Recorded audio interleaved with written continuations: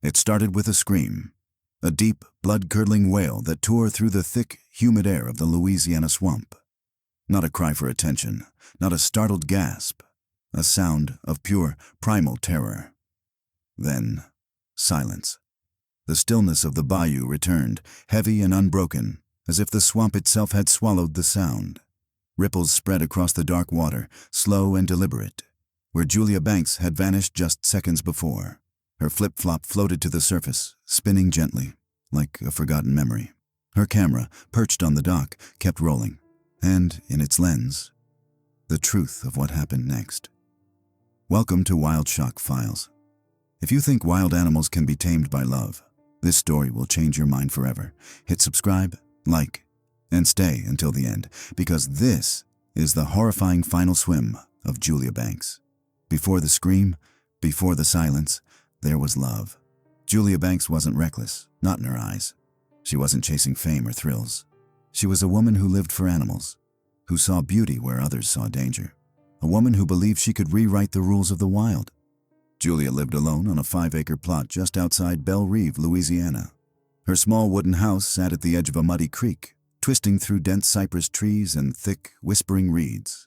To most, it was a forgotten corner of the bayou, damp, murky, alive with the hum of cicadas and the occasional splash of unseen creatures.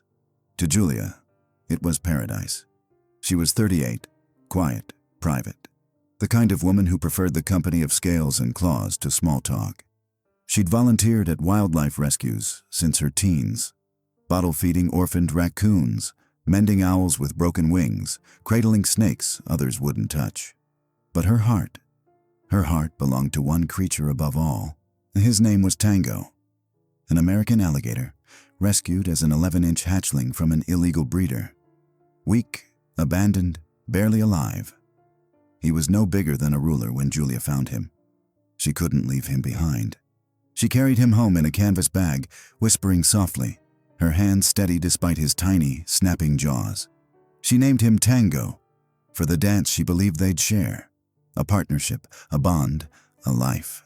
For over 8 years, Julia and Tango were inseparable. She built him a pond behind her house, lined with smooth stones and shaded by willows. She fed him chicken thighs by hand, scratched under his massive jaw, taught him to nudge her palm for treats. She swam with him, her laughter echoing across the water as he glided beside her, his eyes like polished amber in the sunlight. To outsiders, it was madness. To Julia, it was love. "He's not a monster," she'd say, her voice soft but firm. "He's my family." But what happens when love blinds you to instinct? When trust becomes a trap? When the creature you call family remembers it was born to kill? Julia's fascination with alligators began as a child. Growing up in the wetlands, raised by a father who worked as a park ranger and a mother who was a veterinary technician, she learned to see beauty in the untamed. While other kids read fairy tales, Julia pored over field guides, sketching alligator skulls and memorizing their habits. She wasn't afraid of their toothy grins or their ancient, unblinking eyes.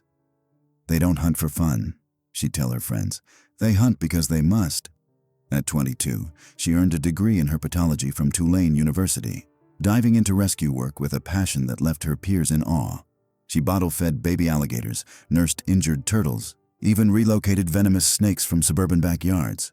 But Tango was different. Adopted at just 2 feet long, he became her world. Julia's home turned into a sanctuary, a miniature jungle of terrariums, heat lamps, and handwritten feeding charts. Neighbors would see her walking Tango in her backyard, leashless, his tail dragging through the grass like a slow metronome. She'd sit by his pond, her legs dangling in the water, reading aloud from novels as he floated nearby, a silent sentinel. "He knows me," she'd tell her friend Miriam, her eyes bright with conviction. "He'd never hurt me." To the world, it looked like a miracle.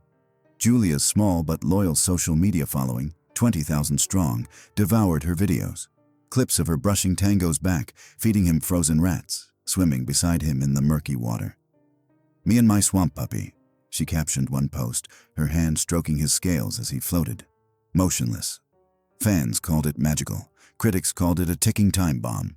"That's not a pet," one commenter wrote. "That's a coffin with teeth." Julia ignored them. Her bond with Tango wasn't just companionship. It was belief. A belief that love could transcend nature, that trust could tame instinct. But belief, when it blinds you, can be deadly. There were signs, small ones at first, easy to dismiss. One evening, while feeding Tango, his jaws snapped too close, grazing Julia's hand. "Just a love bite," she laughed, filming a video to prove it. Another time, he rolled unexpectedly in the pond, knocking her sideways into the mud. "He's just playful today," she shrugged, brushing it off. But Miriam noticed changes. Tango, now 8 feet long and over 300 pounds, moved slower, heavier. His eyes lingered longer, unblinking. He hissed when strangers approached, his tail thrashing in warning. "He's just growing up," Julia insisted. "He's territorial, not dangerous." Yet deep inside, Julia began to feel the weight of doubt. There were moments she'd pause before getting in the water, moments her breath caught when his tail brushed past her leg a little too fast. But each time she reminded herself, "This is Tango. He knows me." Friends stopped visiting. Julia didn't mind. Her world shrank to her house, her pond, and the enormous reptile she loved more than anything. Her job as a freelance editor gave her freedom, but also isolation. She stopped posting as often.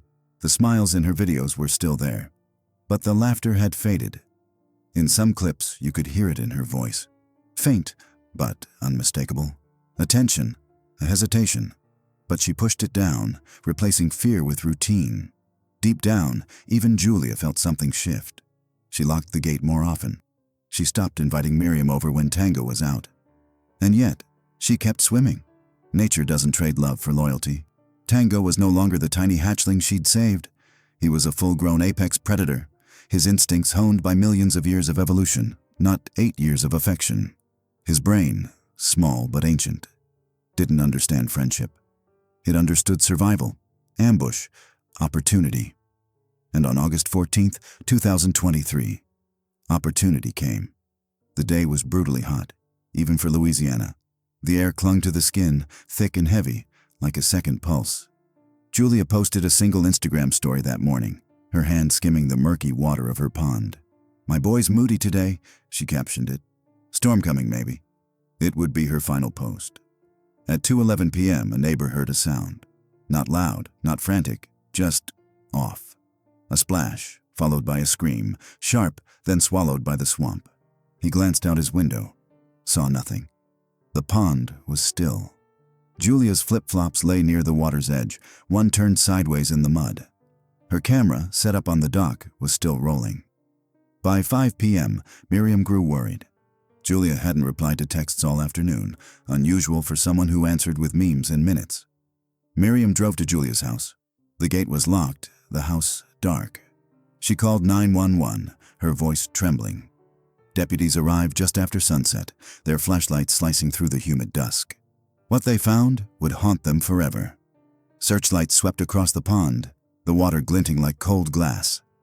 A deputy spotted something pale just beneath the surface. Julia's arm. Tango was still there, his eyes glowing above the water, watching, unblinking. The recovery took hours. Tango resisted, thrashing, his massive tail churning the water into foam.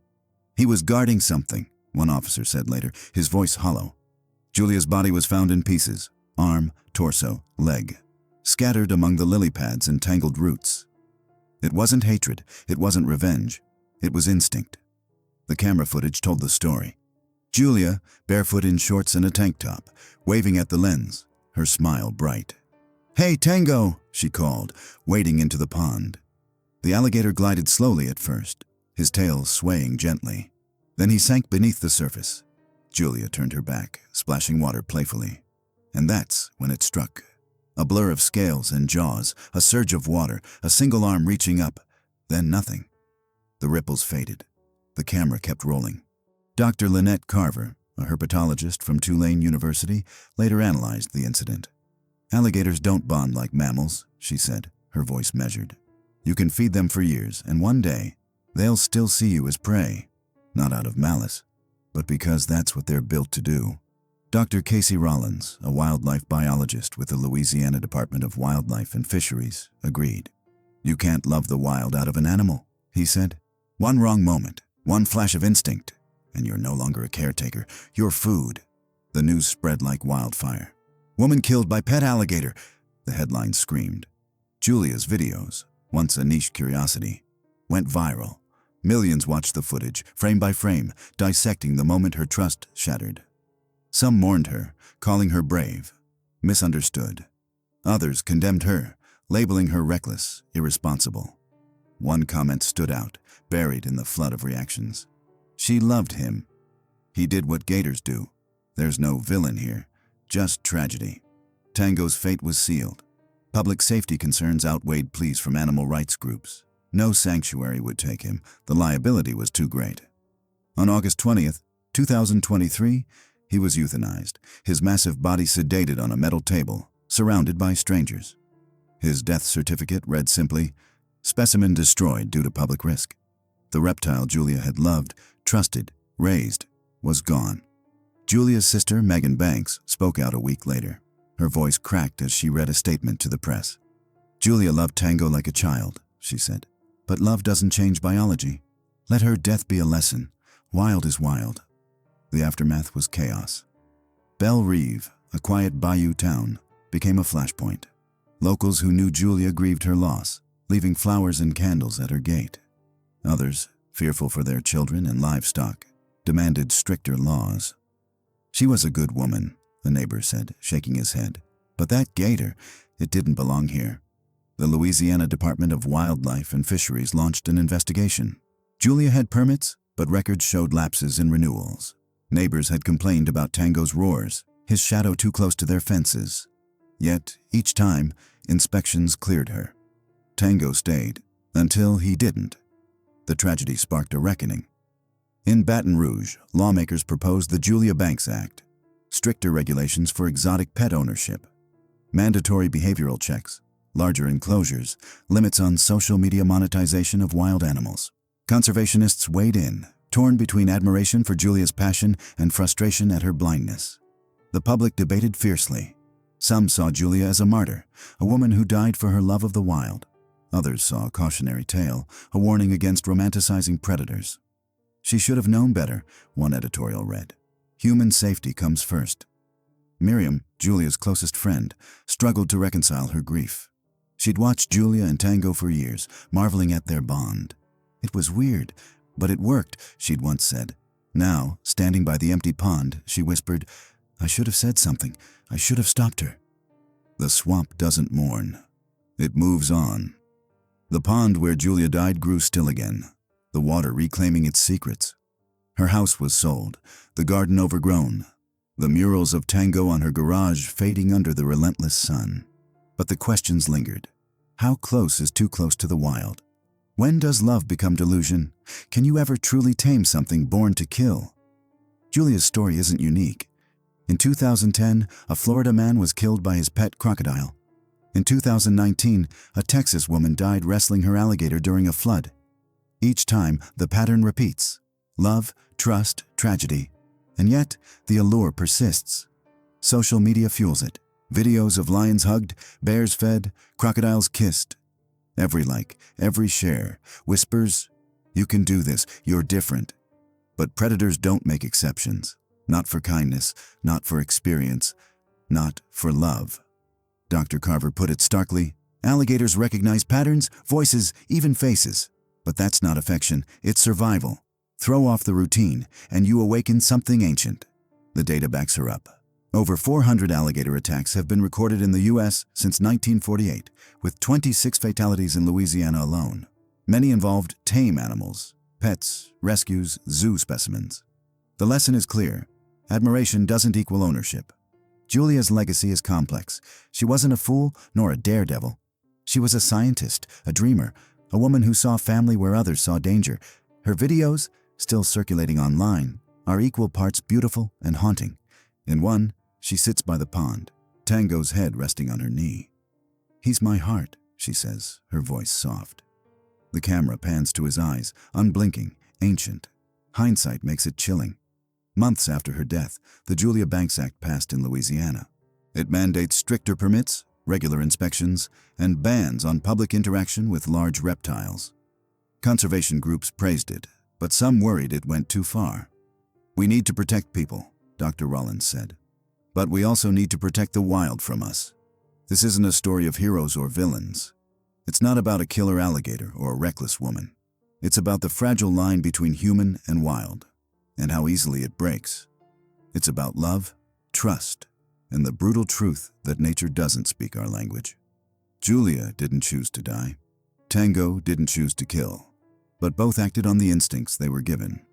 In the end, wildness isn't something to tame. It's something to respect, to watch, to protect. Not because it's safe, but because it's real. Share your thoughts in the comments and let us know, what do you think? What drives someone to keep a dangerous animal as a pet? Thank you for watching Wild Shock Files. Subscribe for more stories that reveal the untamed truth behind the animals we think we understand.